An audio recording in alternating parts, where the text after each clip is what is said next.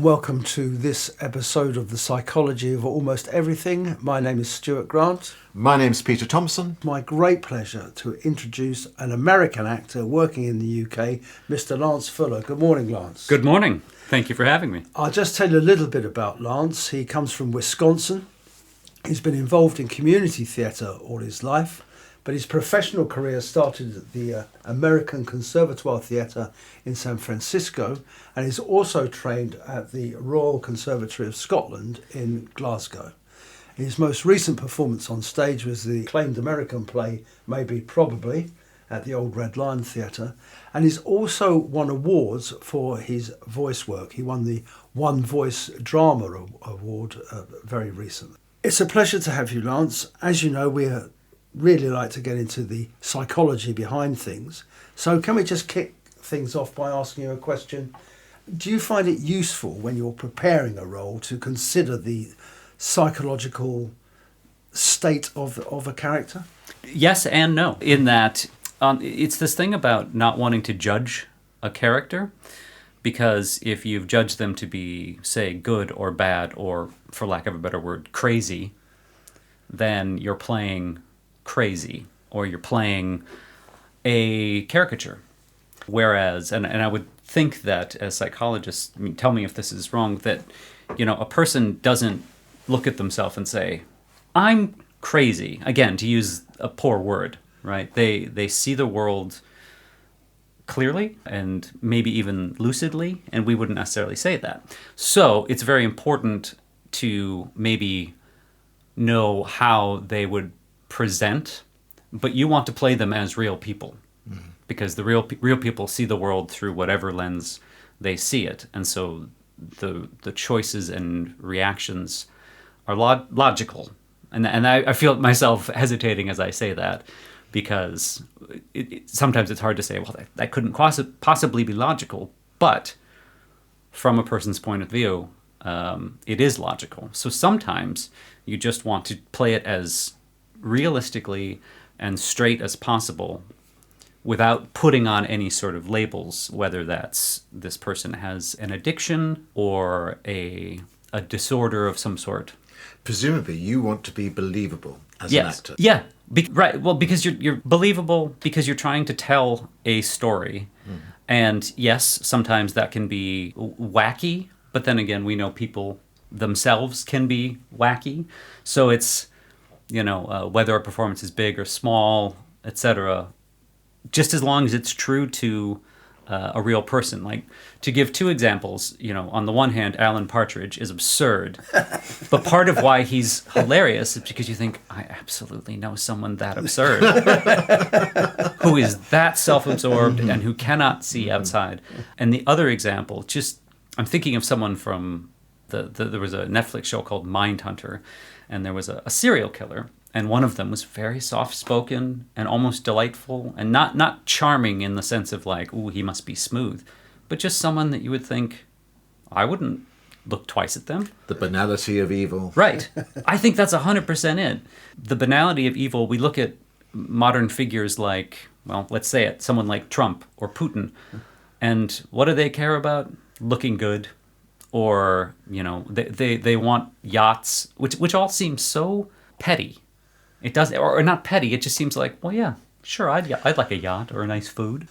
Do you really? I mean, you may have already answered this, but do you actually put yourself in the mind of the character that you're playing? To some degree, in that, well, because empathy, and I think we were talking about this earlier. I think that one of the superpowers that you would hope actors have is empathy, as in, I don't have sympathy for the character. I can feel why, or I can try to feel why that makes sense.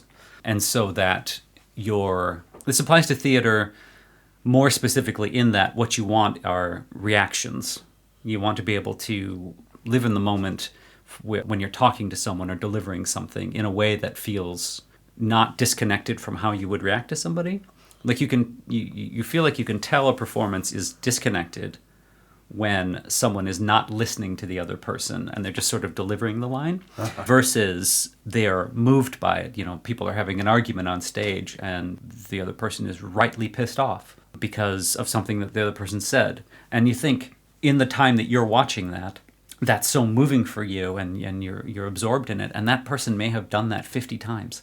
Lance, I have two questions for you. The first is, why did you become an actor? Mm-hmm. And the second is, what qualities do you think somebody needs if they're thinking about becoming an actor? What do they need that's going to make it easier for them or make them more likely to be successful? Right. You mentioned empathy previously, and I know Stewart wants to say something about that.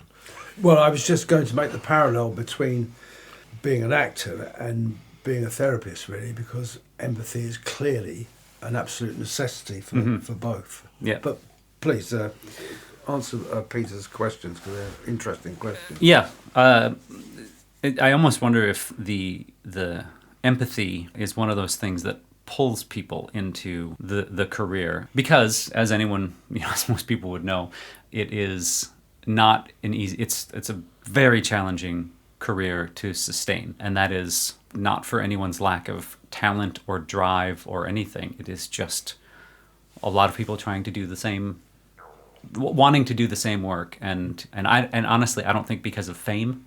Some people get into it for that, but I think a lot of people get into it because it is actually an exhilarating feeling to perform as someone else, to create a character, to make people laugh, to make people cry. When that works, especially when you have an audience, I mean, how magical is that as a feeling? Musicians, I think, experience this a lot as well. So I feel like, and I wonder how many other actors would say this, it's more that I felt sort of compelled and pulled into it at one point. I didn't start professionally, I would say, until I was in my late 20s or even in my 30s, even though I had done it my whole life. And it was just something I kept coming back to. Primarily, I love comedy. There is nothing I love more than making people laugh. And, as you did in lockdown with some of you. Well, exactly. And you're like, what? How am I willing to make a fool of myself for others? Except that's how I first came to know you, really, through a podcast where you were dressed up like a clown at one point, dancing around your house. Oh, sorry. Yes, yeah. You made me laugh, Lance. Yeah. Well, I'm glad, right? And that's exactly it. And you end up. I don't want to say falling into it, but it isn't A or B. You discover over time you have this ability because of for whatever number of things that have happened. You're the funny one in the group. When you've done those, when I did things as in high school, would be part of like comedic talent shows or performances, and the reaction you can get from people, you recognize that, like, the satisfaction that gives you. And again, I don't necessarily think it's the validation of tell me I'm good. It is that immediate feedback of making people happy or feel something. Well, we as psychologists, and particularly when we're working in a psychotherapeutic way, are trying to make people feel better. Yeah. They're troubled by something. You're trying to entertain and to make them perhaps have an escape from some of the difficulties. Yeah.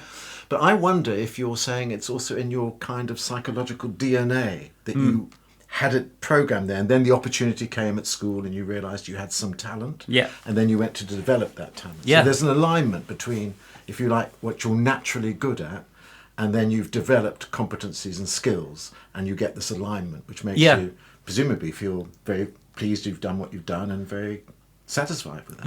Yeah, and but always ambivalent to the degree that it's a challenging thing to maintain because of the fact that no matter how good you do, that doesn't guarantee anything. But I also think that there are some skills and some talents that are maybe inherent and that you sort of build upon. But it's that interesting thing where all actors are not necessarily gregarious and or extroverts. Many of them are very shy. And what happens is that the performance it's you, but it's also a character. And it's a way that you can both play out some of your, say, insecurities or things that make you happy for other people. So in some ways, it's like you could not fall into, but you could go towards psychology as an example, because it's another way in which you want to connect with people or make people feel. Not necessarily feel happier, but feel.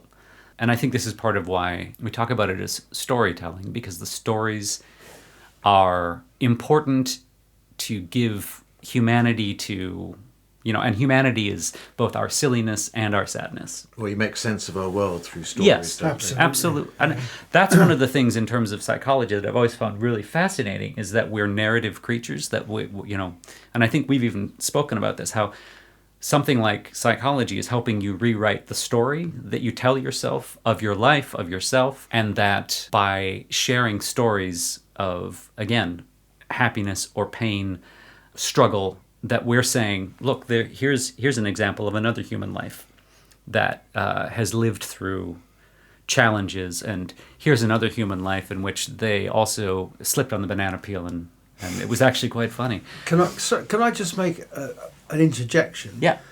Last night I saw a wonderful play in the West End called Dear England, about Gareth Southgate and the England football team.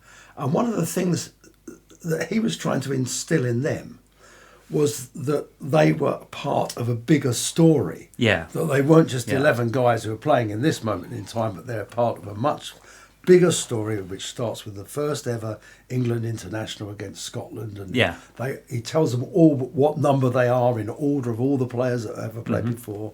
And he's got this plan of trying to win the World Cup, but it's going to be in a three-part story, and getting them to buy into that to actually make them bond as a team. What were the 3 parts, Stuart? Just the beginning, a middle, and an end, because they were all there with this kind of massive expectation that there is on England every time they play. They're going to win the World Cup. It's ours by right, almost, Yeah. But no, this is a story. This is the beginning. We won't win at the beginning, but this is the middle. And the end goal is that we might win. And then that was supposed to happen in the Euros, I think it was, or whenever we got knocked out of by Italy on penalties, of course. Yeah, which is another part of the story. You bring up one of those things that I found fascinating. To go back a little bit, in the town that I grew up in, I think sport and American football, you see this in things like Friday Night Lights, right? It's revered. And it, to some degree, sets up a bit of a counterpoint between arts and sports. And I think I used to think that and be more biased against sports.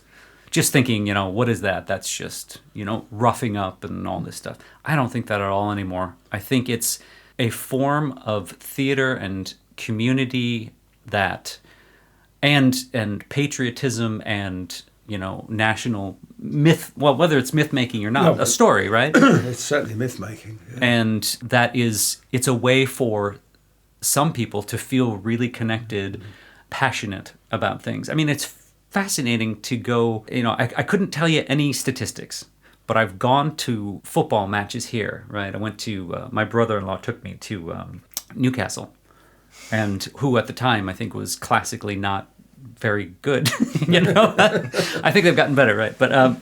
But in the stadium, I'm just like, you're enveloped by it, and it's so much more fun and interesting, and you just get into it when you're part of the group and you bond. This is the obvious difference between theatre and television or film, isn't it? Right. The one you have a live audience, and the other it is maybe rehearsed, maybe it's edited, maybe it's cut, and so on. I mean, would you like to say anything more about that, about the differences? Well, the interesting thing about that is we've just lived through a period that has been about isolation, and that the experience used to be communal. You could go to a film, go to the cinema and have a communal experience, which is much different because people laugh together and they're sharing that feeling. And it's become, and I'm victim of this as much, or choosing it as much as well, staying home, easier, don't have to go out, feels cheaper, etc. But that you miss the communal experience. And in part that the audience reaction changes, like you could have a reaction to something, but the audience reaction may actually shift your own reaction. And then you recognize how much we are sort of communal creatures, social creatures. Laughing is contagious. Laughing is contagious. And it's also fascinating, like, what is laughter? Is it a release of tension? Is it something that we do as a sort of, is a way to deal with a sort of difficult or a subject that would otherwise be hard to confront? and that someone does it in a way that is so surprising, but safe in a way that we're allowed to express our relief at the way they've addressed it, and doing that with other people. Anyone who's done a live performance that involves laughter knows the absolute horror of the feeling when something doesn't get a laugh that's gotten a laugh on previous nights. We've all been there. You know? But I was wondering then about this interaction between the audience in a live Yeah. performance and the actors. If the audience is not responding, how that might impact on the performance of the actors. It's always a tough one, because as the actor, there's an argument that the actor is kind of the audience advocate or conduit, that what they understand is sort of like the nuances of how the audience is reacting, and sort of whether you rise and fall in terms of how you perform something. I mean, the director, and maybe this is a decent rule, would say, don't change the performance because we've dialed it in and we understand that this sets up here, there's a laugh line there, this will do that. And the urge then is to go, well, they're not laughing, I'm going to have to act goofier, I'm going to have to do something to try to bring them back. And so to some degree, if you're good and in tune and everybody's sort of working together, you can do that. You can understand this isn't quite landing, so maybe we sort of adjust a little bit on the fly and try something else. Whether or not that's a good idea, honestly, I couldn't say. I want to go back to those two questions. We talked about your going into acting. Yeah. And a bit about empathy, one of the qualities that maybe an aspiring actor needs. Could you just expand a bit more on that? I mean, what other qualities might an actor, somebody who's thinking of setting out, who's perhaps at university now, is thinking about acting as a career, what do they need to think about? Right. So I don't know. I mean, this is an interesting question, is how much can you teach empathy versus how much is inherent?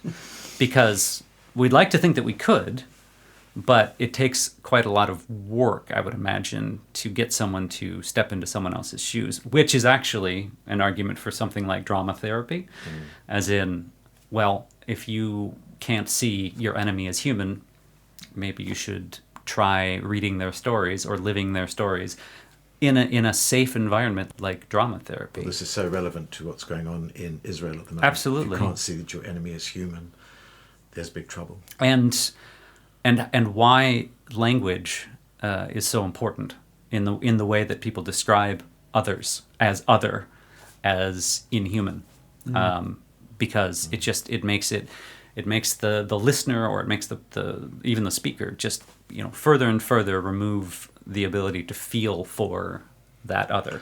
Well, are you person. saying then you need quite a bit of self-awareness to become an actor?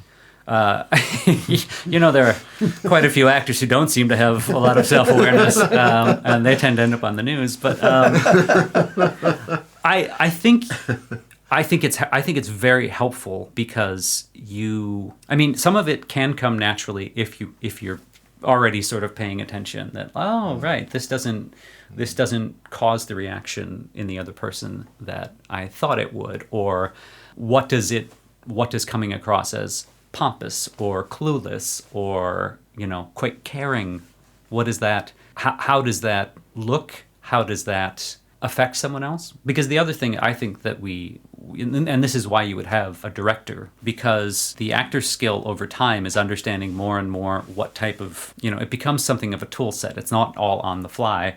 You understand that this is a more caring tone. This is a more professional tone. This is a confrontational range. You do those things as your sort of tool set, but in the context of the audio piece, the television piece, the play, is it coming across that way? And do we need to bring it down, dial it up? And then it becomes someone else telling you, this is how it's coming across. And the skill set of the actor is, how can I convey that physically, vocally? This is why, There's a clear parallel here with psychology and psychotherapy, isn't it? Because psychotherapy training is all about getting to know yourself first. People have to undergo their own therapy or psychoanalysis before they're allowed to start working clinically with people. And you have to know yourself. You have to know what is you and what is the boundary between, say, you and others. Yeah. There's another parallel, going back to what an actor might need. And actors, I think, on the whole, until they become famous, get regular work, have to cope with a lot of rejection, don't they? Yeah. There's that lovely old joke about what's the similarity between a waiter and an actor. They're both waiters. Sure. But joking Sure. aside, you do have to have some sort of iron in your blood, really, don't you? Or iron in your soul to kind of keep going back and facing Yeah. rejection after rejection after rejection. And in a way, I mean, the parallel with, I suppose, being any kind of psychotherapist is that a lot of the time you're unclear about how successful you've been. You have to cope with a lot of failures, a lot of people not getting as improved or as better or as moved on as you would ideally like, and so on.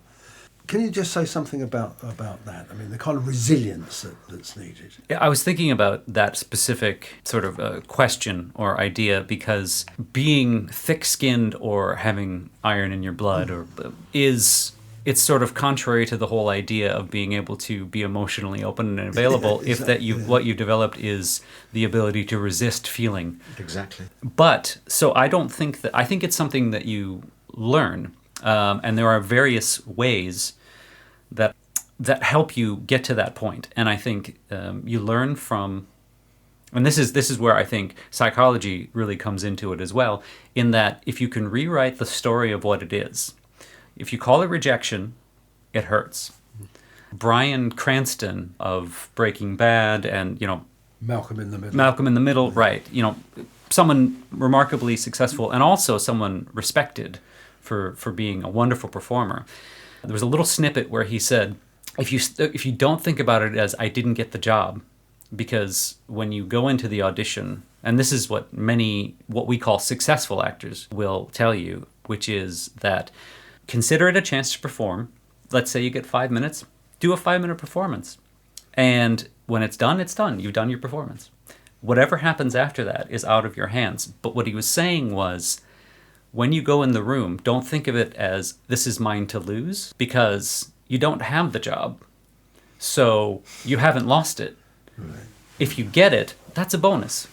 And then you could lose it if you made a mistake or weren't very good. Or Possibly. I think that, and I have seen this. I've seen people fired, for lack of a better word, after you've already begun filming or doing something. But I think that's actually an extreme case, which is probably why there's a lot of process to getting to the point of choosing the right person. And an audition is not just, do you say the words right? Do you come across right? It is somebody taking a measure of, can I work with you? Are you going to be, are you going to be reliable? Which is amazing too, because of course we see so many, or not so many, but we see high profile examples of people who have risen to the top, who also seem to just show up late or don't show up or, they don't work with the team, etc. And that is certainly not the bulk at all. This was the subject of that play with Elizabeth Taylor and Richard Burton. Oh, is this the motive and the cue? No, I haven't seen it. Yes. Yeah. And his relationship with John Gielgud. John Gielgud, yeah. And it's fascinating, because this is actually another thing I wanted to get into, which is that there was something about Richard Burton in terms of how people reacted to him, connected to him, that in spite of or in addition to his, he was famously, an alcoholic, right? But incredibly so, to the degree that you hear stories about, say, intermission or something and going off and having a pint or something and then going back on stage, or having more than that. And I've heard other people tell stories about doing that. And I think that used to be more of a possibility.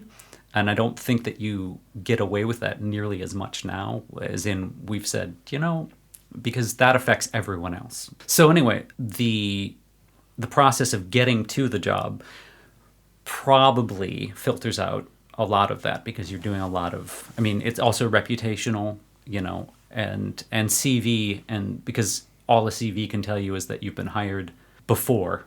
And so people say, oh, sure, look, they keep getting hired. That's a good sign that they're not, horrible to work with. It doesn't guarantee anything, but But what it was making me think of is that it's something I've spoke with my wife about, who has knowledge or expertise in addictions. We should say, for the sake of the listener, that Lance is married to a clinical psychologist. Yeah. Good choice, Lance. Yeah, thank you. Yeah. I thought that myself. If you're going to choose a wife, excellent choice. But it really changed my perspective on what we call addiction, and I, for lack of a better or more concise description of it, I now look at it as generally a response to some sort of trauma, and some sort of, as in, you grow up with people saying it's, you have an addictive gene, or it's in your family, and it's a choice, as opposed to it's a coping mechanism for feeling better. And I found that fascinating because, one of the examples was, you see the old men in the pub, and they do it every day. And then when you find out, let's say they're told they can't express care or love or affection for their mates, but if you go to the pub, you can do that. It breaks down the barriers, however they do it. And I was like, that is so amazing, because they're dealing with, say, emotional stuntedness from the community, from how they were raised. And they feel things, but they can't feel things. They're told they can't feel things. And so that's a way to do it. And then it becomes habitual, and that's how you get there. And the reason I bring up that story is that I would have been one of these people as well. So judgmental of Richard Burton, so judgmental of anyone who has Peter O'Toole, Richard Harris. Any modern actor who then gets Matthew Perry, who recently died, right? Judgmental because how can you be an addict? How can you be an alcoholic? Don't you live a charmed life? All of those things. And I have come around to saying I can understand so much why actors or people in the public eye, people at that level, could, I don't know if the word succumb, or why it could become a part of their life. Because on the one hand, they are doing very well. They're making a lot of money. People adore them. On the other hand, they're in the public eye, which is, I can't imagine having your life picked apart by people you don't know, by paparazzi, etc. And as you had mentioned just a few minutes ago about being let go from something, the pressure when millions of people watch you and millions of people appreciate that, to have to maintain both the image of who you are for the public, maintain the performance in a way. I mean, you're just so public. And then the possibility of not, let's say that you fall from that and then you don't work for a while. And again, not because you're not good. Then you're like, now I'm not having the affirmation. Now I don't have the income. Now I don't have the things that were there all the time are suddenly gone. And I just think, oh man, like it makes sense to me that people find unhealthy ways, because it makes them, it copes with the anxiety and the desperation of, And in that respect, sorry. Yeah. But it is a very anxious life for an actor, isn't it? You don't know where the next job's coming from, or and that's one of those things that we talk about this with in terms of training, because I think a lot of training for a long time is focused on, well, we'll teach you the tools, right? We'll teach you how to be a phenomenal theater actor, and how to interpret text, and how to project, and even how to be more empathetic, but how to deal with the rigors of it. And so, we talk about not knowing where the next job will come from. And again, not for lack of people's talent. And it isn't often about that at all. It's just, there's 3 roles and 3,000 people. And in that respect, it's a very different career from being a clinical psychologist. We're in private, and there's lots of, as it were, roles or parts for us. If you look at the vacancies in the NHS, they can't get enough people. Yeah, exactly. I was wondering, Lance, if you look ahead and we had to say we had a magic wand, what would you like to be doing in, say, the next 5 to 10 years? I feel, I'm trying to think of the right word for it. I like so many forms of performance. I enjoy it all. I love performing on stage. I would say that my performance career was foundationally on stage. And I didn't realize how much of that I would miss until I sort of moved out of that because of just the way the career took me. So I'd love to do the thing where, and you see this with the more successfully, constantly working celebrities, right? Well, now they're doing a play in New York, and now they're doing a film here, and you just sort of, you jump back and forth to job, because the different jobs is what's interesting. I don't necessarily, for example, want to be Iron Man, i.e., this is what Robert Downey Jr. is doing now. It's phenomenal. Like, it's a wonderful part, and it's making him lots of money. He's incredible at it. It's great. You're part of a franchise. You'll be remembered. But I don't necessarily want that as much as I like the thing of moving from format to format to format. I like doing commercials. I like doing podcasts and audio work. I like doing audiobooks. I'm a podcast junkie, for a lack of a better word. I just listen to them every day, and it's fascinating that sort of come back in because it's like not old-timey, but radio stories. It's intimate. And it's generally, we don't often listen to podcasts as a group of people. We listen to them individually, and it is a person's voice or a few people's voices talking about a subject. So it's very intimate. And it's a story too. And it's a story, absolutely. How are we doing for time? Do you have anything particularly you want to share with listeners about acting?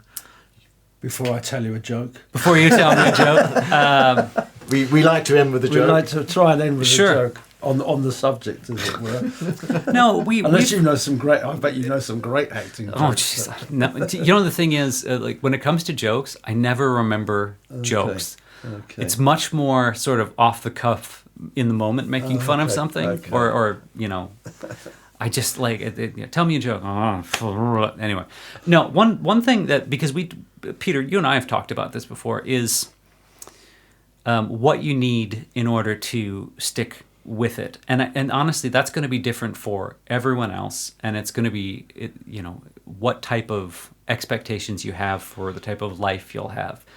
I think a lot of people come into it thinking it's going to be one thing. It's going to be glitz and glamour and working all the time, and it's generally not for most people. But on the other hand, it is something that, like, it fulfills you, and it's important. And so you then, like any other sort of inconsistent career, you find a way to make that work. And for some people, sure, that's teaching on the side or waiting. But being a waiter is it's a tiny percentage of what people do. Sure. People find lots of ways to make this work. And it was one thing I was told, not by my school, but by people outside of my school after I was graduated, which is that the way to make a career is to do it all. It's got to involve all sorts of things. And that could be teaching, or in my case, I started to go into voice work. And voice work is all sorts of stuff, from telephone prompts to audiobooks to commercials to all sorts of things, right? And it's just the career that you think it might be. It could be vastly different, but there's a lot more than you think. But it sounds like you've loved it. When you can do it, I absolutely love doing it, and the anxiety comes from, why can't I just, why can't I do this? Why can't I do this more? Yeah. Because it is delightful, and it's so fun when it works. It's so fun. I mean, it's work. It is work. And that is the other thing. It is not just fun, but it's the type of work you do because you're like, I do love this.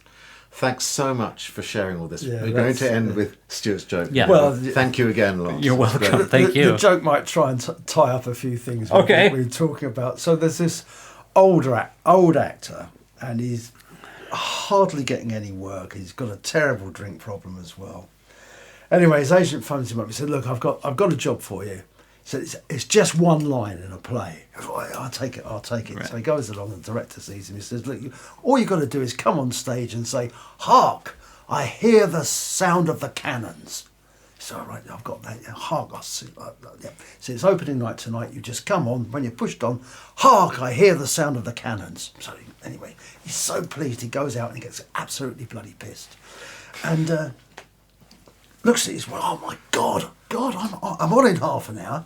Rushes to the theatre, up to the stage door, and the guy at the stage door goes, "Who are you?" He said, "Oh, I'm Hark. I hear the roar of distant cannons." So right, quick, you're on in a minute. They need you in makeup. Rushes up to makeup. Makeup woman says, "Who are you?" He said, I'm Hark. I hear the roar of distant cannons." "Oh, good, thank God you're right. I'll just make you up. Now, come on, get down to the stage. You're nearly on." Goes down to the stage, and the ASM says, "Who the hell are you?" He says, I'm Hark. I hear the sound of distant cannons." "Oh, God, you're on." Pushes him on stage, and there's this enormous roar of gunfire. And the actor goes, "What the fuck was that?" No, it's perfect because he's reacting in the moment. That's exactly what you should be doing. I'm sorry about the swearing. Lance, thanks again. Yes, thanks, it's been Lance. a delight listening to you. Thanks very much, guys. Absolutely fascinating. Yeah. Goodbye from me. Goodbye from me, and goodbye from... Lance Fuller. Hi. At the end.